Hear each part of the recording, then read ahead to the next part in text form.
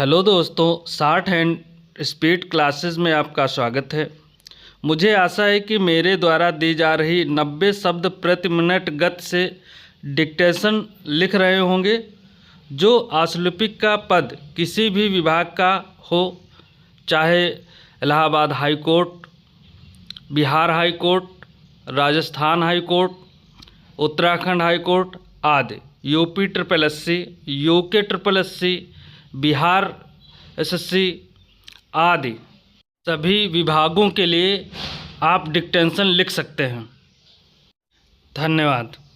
Ready start. बहनों और भाइयों, एक बार फिर हम अपनी स्वतंत्रता की वर्षगांठ मनाने अपने राष्ट्रीय झंडे की रक्षा के लिए संकल्प व्यक्त करने, अपनी प्रिय जनता की सेवा का व्रत दोहराने के लिए इस ऐतिहासिक स्थल पर जमा हुए हैं।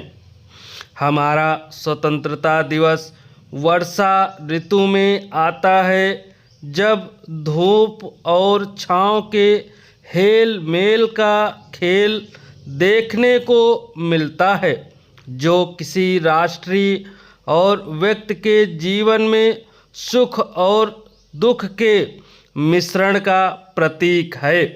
हमारा देश किसानों का देश है। हम वर्षा का स्वागत करते हैं, क्योंकि किसान और पूरा देश इस पर निर्भर करता है। हमारे सिंचाई और बिजली साधन तथा अन्य अनेक कार्यक्रम इस पर निर्भर करते हैं। लेकिन आज हमारे आकाश पर एक और ही ढंग के बादल घिर रहे हैं।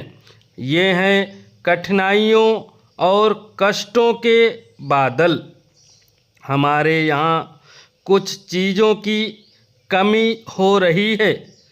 मूल्य तेज़ी से बढ़े हैं। हम इस सच्चाई को छिपाना नहीं चाहते, लेकिन हमें यह समझने की भी कोशिश करनी चाहिए कि ये कमियां हुई कैसे।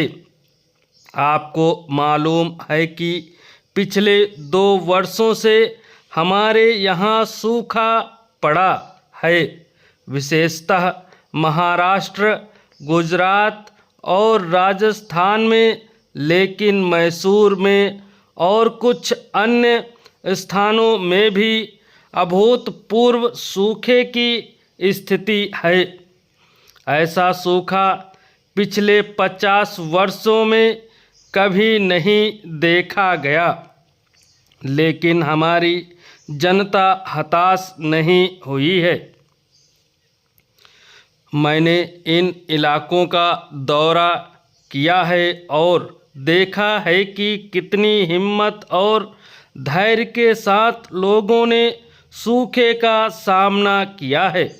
जो विदेशी सूखे की स्थिति को देखने के लिए वहां गए, वे यह देखकर चकित रह गए कि लोग इस चुनौती का सामना कितने साहस और दृढ़ संकल्प के साथ कर रहे हैं।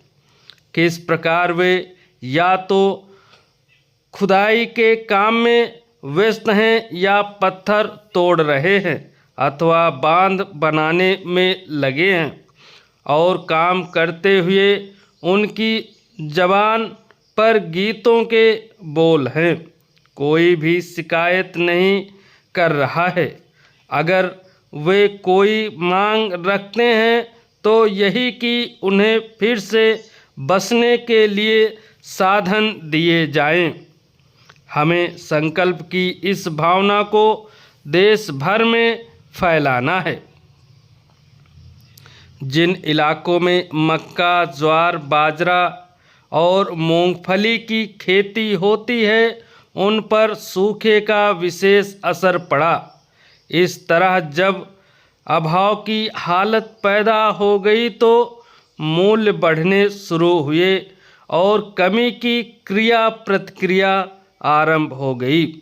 मूल्य बढ़े और बढ़ते ही चले गए। अब कुछ मामलों में मूल्य वृद्धि के कारण थे, लेकिन अन्य मामलों में वृद्धि अकारण ही हुई।